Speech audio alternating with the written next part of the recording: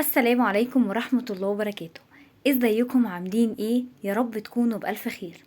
دلوقتي ابني بيشبط في كل حاجة وكل حاجة عايزها، وعايز ده وده وده، وبنتي كل شوية تكتب لي طلبات قد كده وتقول لي ماليش دعوة انا عايزاها. اعمل ايه وانا امكانياتي ما تسمحش؟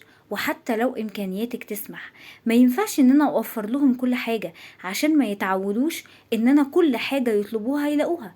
احنا مش هم كمان يعني مش عايشين في الدنيا لوحدهم، فطبيعي جدا مش كل حاجة هيبقوا عايزينها هيلاقوها على طول. طب اعمل ايه؟ اجيب لهم الحاجة اللي بقدر استطاعتي دلوقتي، او الحاجة المناسبة دلوقتي اللي ينفع اجيبها لهم.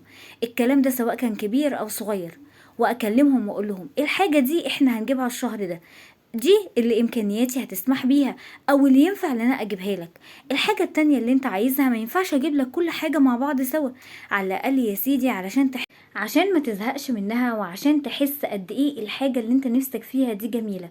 طب تعالى كده نتخيل لو انا جبت لك كل الالعاب اللي انت نفسك فيها مع بعض، هتقعد تلعب بيهم شوية وبعد شوية هتزهق.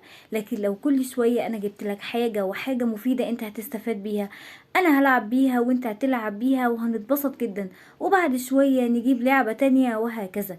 يعني ينفع اجيب لك انت كل حاجة وانا ما اجيبش لنفسي اي حاجة، ولا اجيب حتى لاخوك كل حاجة؟ وابتدي ان انا اتكلم معاه كل حاجة بالعقل. ولازم يبقى عارف ان انا كل حاجة بعملها في حياتي على حسب امكانياتي وظروفي، عشان بعد كده ما يتصدمش وما يحسش ان في طفرة وفي حاجة مختلفة. لا، انا متعود على كده من صغري. غير حياتك وخليك بسمة حب. ما تنساش الاشتراك في القناة، اوعى تنسى تشترك في القناة. كانت معاكم بسمة فتحي.